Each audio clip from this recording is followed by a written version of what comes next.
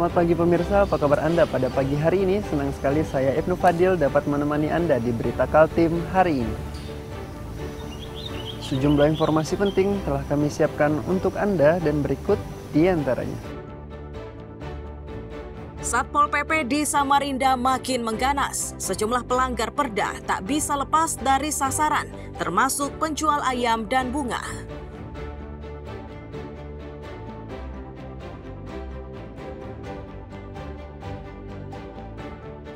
Ular piton dengan panjang 4 meter, lengkap dengan puluhan telurnya, ditangkap petugas dan relawan damkar di Samarinda. Proses penangkapannya berlangsung dramatis.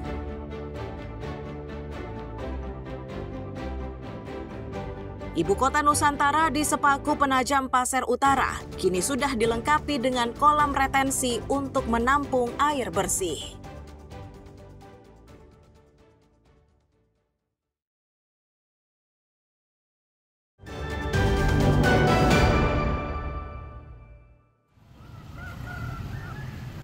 Sejumlah penjual ayam di kawasan Jalan Jenderal Sudirman, Samarinda Kota menjadi sasaran Satpol PP bersama Dinas Perdagangan pada Kamis pagi. Tindakan tersebut dilakukan karena para pedagang ini memanfaatkan bahu jalan sebagai lapak untuk berjualan. Razia yang dilakukan mendadak di saat yang tak terduga itu menyebabkan para penjual panik dan sebagian dari mereka memilih kabur. Kasatpol PP Samarinda menyebut razia digelar karena aktivitas perdagangan ayam digelar di tempat terlarang, tepatnya di bahu jalan. Dari 15 orang penjual ayam yang dipergoki, 6 diantaranya melarikan diri, sedangkan sisanya sebanyak 9 orang lainnya berhasil terjaring. Petugas memastikan peringatan secara lisan dan tertulis sudah diberikan sebelum razia digelar. Untuk agenda hari ini, kita melakukan penertiban pedagang PKL, tidak tebang pilih apapun itu, yang jelas yang ditertibkan yang melanggar perda. Dan kita sudah insya Allah Satpol PP itu tetap mengedepankan persuasif dan humanis. Kenapa dibilang begitu? Ini sudah disosialisasikan baik melalui perdagangan, kelurahan, kecamatan, terakhir ujungnya di Satpol PP. Sudah beberapa kali mengadakan rakor juga. Penertiban terhadap pedagang ayam tersebut digelar berkaitan dengan rencana peresmian bangunan baru dari Pasar Pagi. Rencananya peresmian ini akan dilakukan dalam waktu dekat. Iswanto dan Amir Hamzah melaporkan dari Samarinda.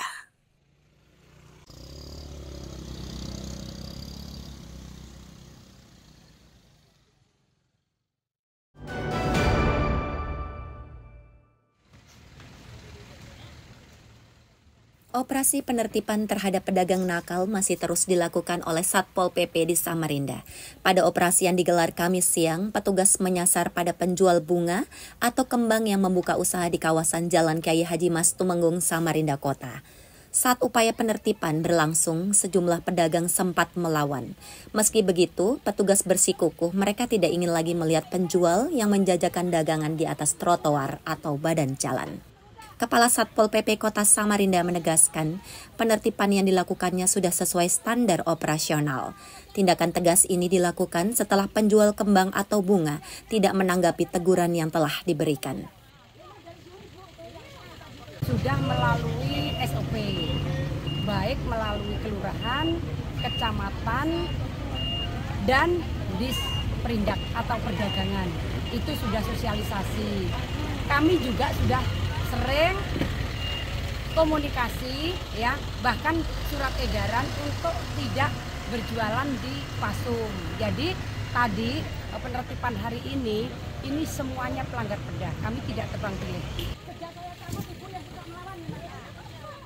Camat Samarinda Kota yang menyaksikan penertiban tersebut mengaku akan secepatnya membersihkan lokasi yang ditertibkan oleh Satpol PP. Salah satu upaya yang akan dilakukan yakni bergotong royong dengan melibatkan berbagai pihak. Kami akan melaksanakan kerja bakti ya, gotong royong gitu, pembersihan yang bersisa ini dengan dukungan masyarakat di wilayah RT setempat. Ada nggak solusi buat mereka nih supaya tidak melanggar perda lagi, Bu, untuk ditempatkan di mana nanti? Nah, berkaitan dengan solusi tentunya ini di dinas terkaitnya nih. Barang dagangan milik warga yang disita diangkut ke kantor Satpol PP untuk diproses oleh bidang penegakan peraturan daerah. Petugas juga memastikan operasi penertiban masih akan berlangsung hingga pelanggar perda tidak lagi bisa beraktivitas. Iswanto dan Amir Hamzah melaporkan dari Samarinda.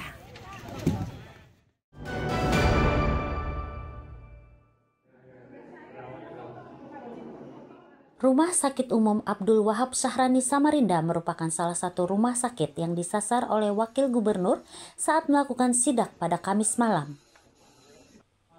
Upaya tersebut dilakukan untuk memastikan situasi dan ketersediaan tempat tidur di rumah sakit rujukan tersebut. Dari sidak ini, Wakil Gubernur menyebut jumlah tempat tidur untuk pasien masih belum seimbang dengan jumlah yang dibutuhkan. Meski begitu, Wakil Gubernur menyebut sistem antrean di rumah sakit sudah membaik.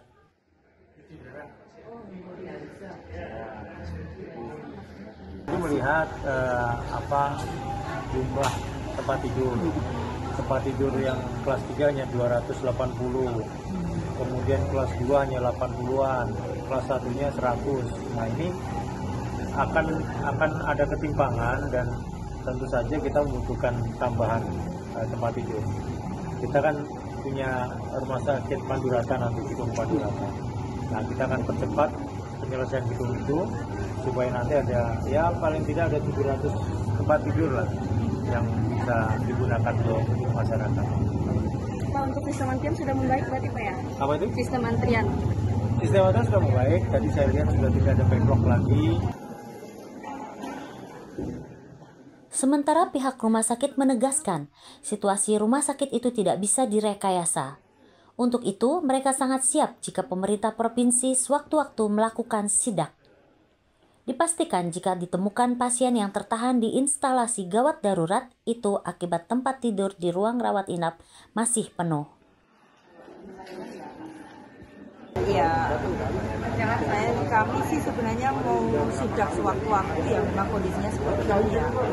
Ada yang ditutup-tutupi ya, kemarin kita lihat juga, karena yang kemarin mungkin agak ramai itu ketersediaan tempat tidur yang kita selalu full ya, selalu penuh.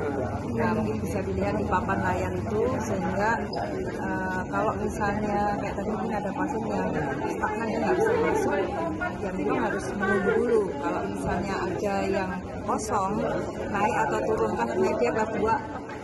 Kelas 2 itu penuh, ya kita kalau ada kelas 1-nya kosong kita titipkan.